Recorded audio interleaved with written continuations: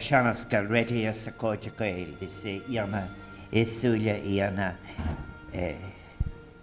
fuirmúile is iadsanna tá baile gon an cuairta figúil seo dom saimhinis mé héan ag ciúlúra gur míle máca.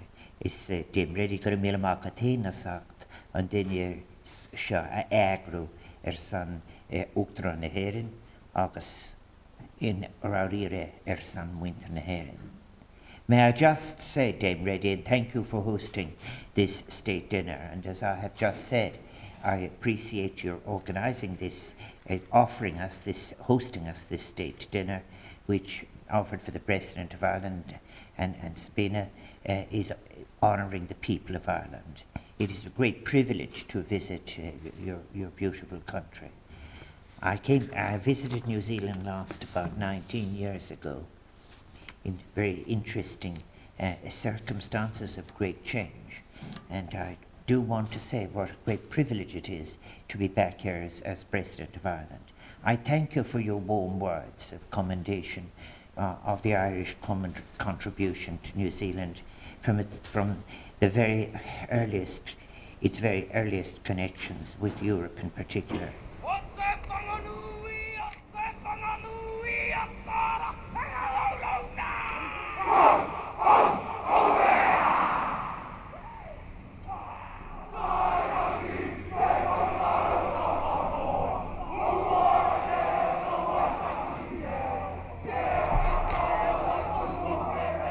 May I say how moved I was by the ceremonies this afternoon? And I just, in preparation for that, the acknowledgement of the important connection between land and spirit and people, the fact that it was presented that your reception for me contained such a very valuable component of respect for the culture of these islands, and how deeply moved I was by it. And I thank you, through you, for all of the people involved.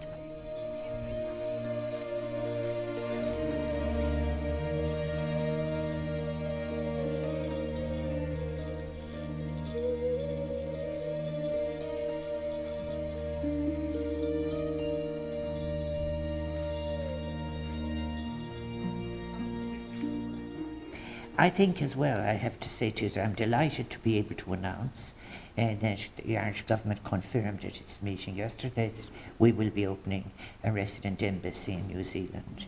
I very, very much look forward to that.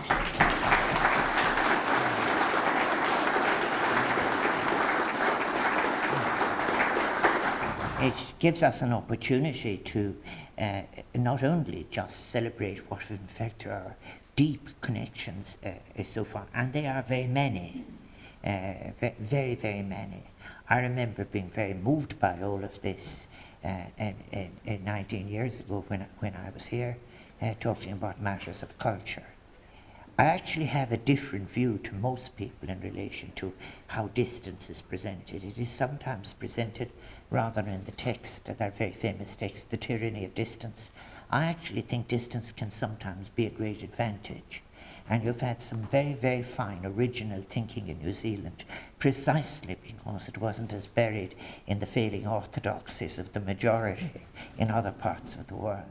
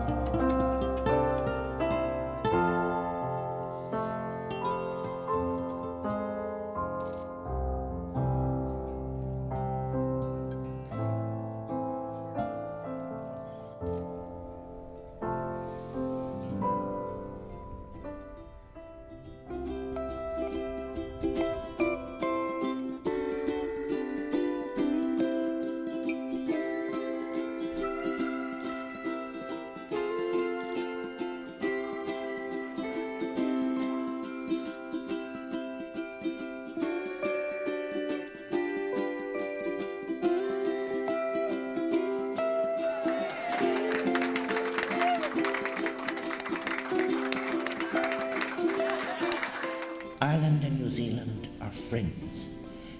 New Zealand has been very good to those Irish I've been speaking about across ages and generations and in different circumstances.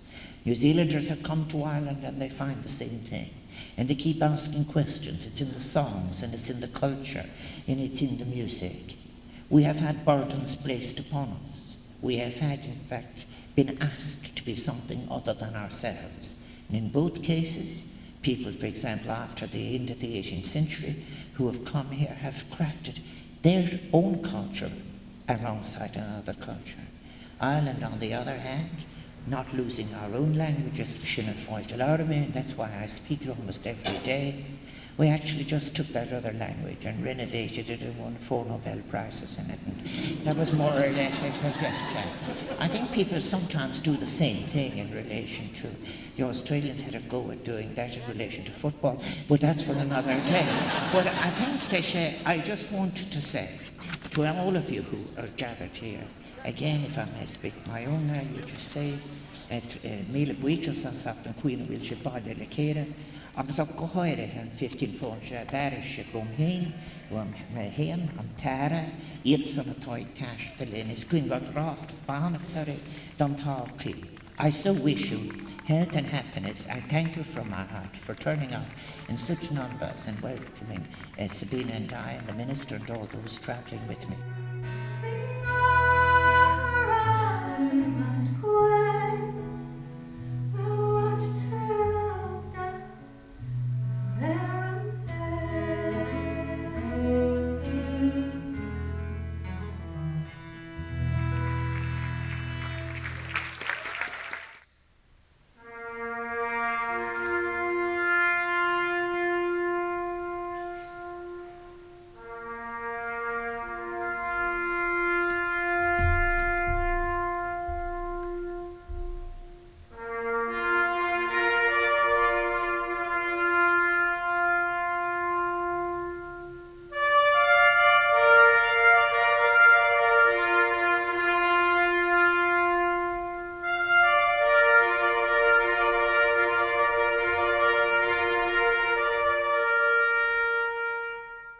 There is much that we in Ireland can continue to learn from New Zealand, like David, and perhaps much we may learn anew and rediscover together as we face the great challenges of coming decades, from which neither of us must shirk our responsibilities. The urgency for just and sustainable development, the necessity to address the causes and consequences of climate change, the prevention and resolution of conflicts, both ancient and new, the imperative to welcome those fleeing war, persecution, and famine, the ever-present threat of nuclear weapons, and the growing inequalities in wealth, income, and opportunity, and their contemporary threat to social cohesion in so many parts of the world.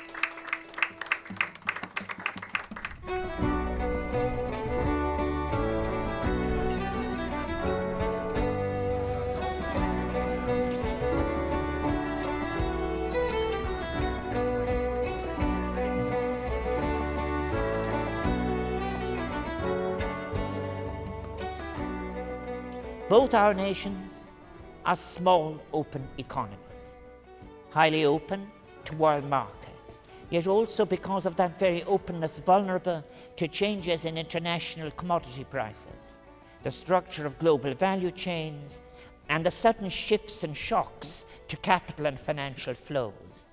The forms of both capital and the nature of their flows have changed radically in the recent decades of deregulation. They have created what I suggest is a dystopia.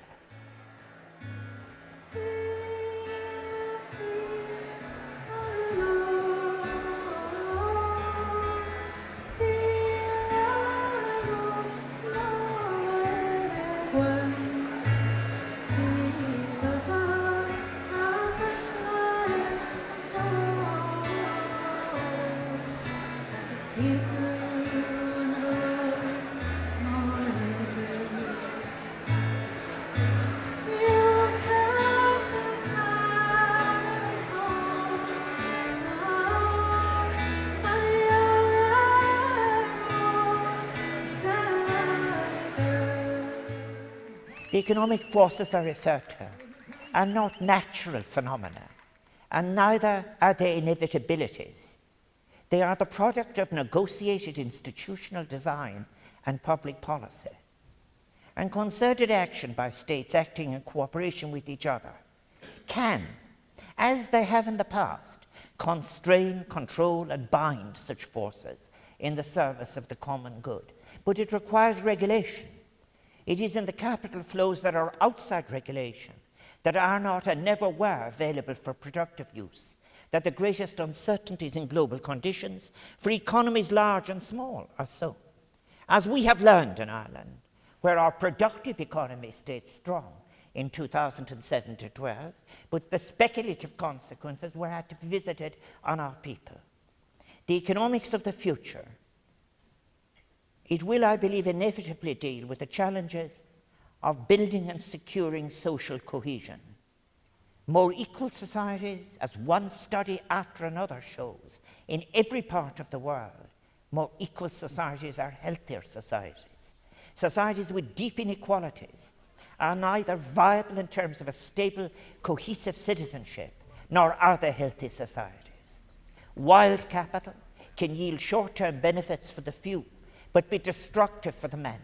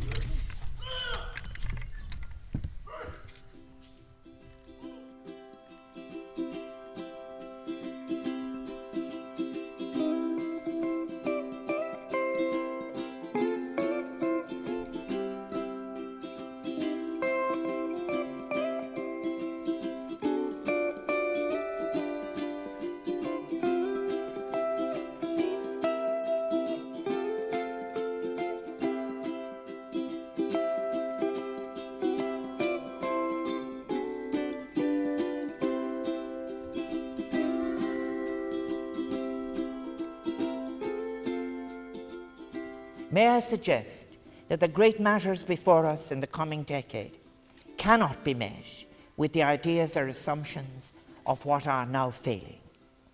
Failed paradigms have a less than democratic, often authoritarian, frequently patriarchal past. Our new challenges in new circumstances must be addressed drawing on the best of the new morally engaged scholarship that values social cohesion.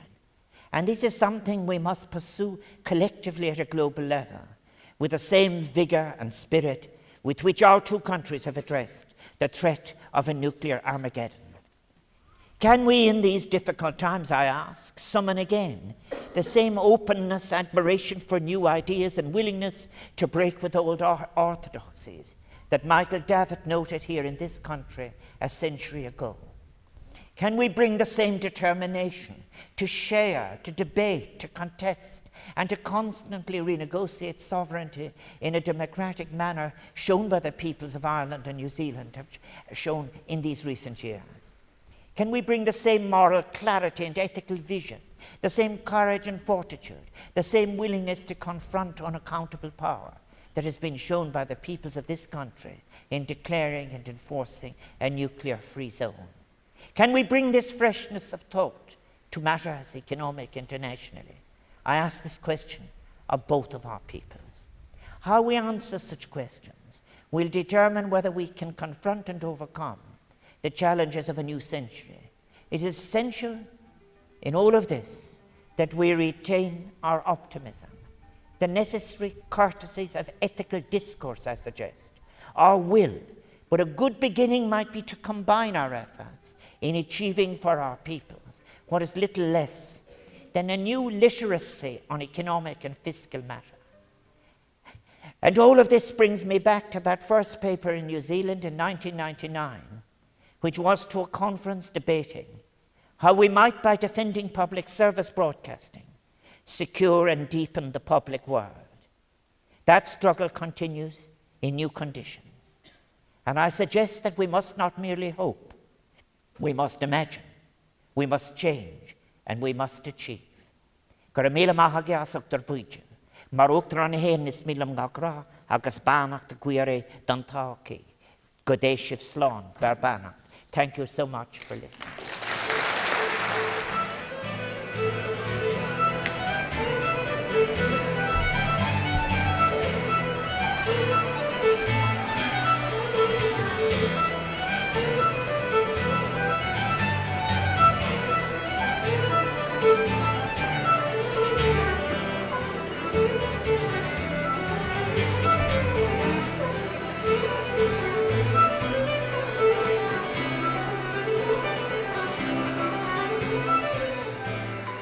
I just have two things to say, and that is that as part of our diaspora, of course it's in our constitution that the President of Ireland, and I interpret my role as President of all of the Irish, wherever they may be.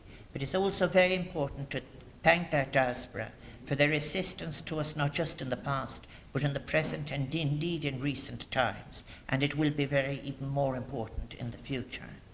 I also want to thank any of you who have been reaching out a hand. It is part of the nature of our Irishness, its best aspect, that we care for each other. It's asa céile maramid. We live out of each other and it's we score céile waramid. So therefore we must help each other. And I think then finally, may I just say this. I met a woman in Australia and she said to me, I had been mentioning as part of my sociological background, the difference between people writing letters from America in the past, in the 19th century, and people writing letters from Australia. And she said, will you tell them to write a letter when you go home? So therefore, I am delivering my promise. And I want to say to you, New Zealand as well, this is much. Even if you have Skype, this is the message. She said, this is what she said, get a letter is a grand thing. And tell them to write. And she said, getting the letter from New Zealand is a grand thing too. So therefore I'm encouraging them at home to write to you, and you to write to them. Anyway.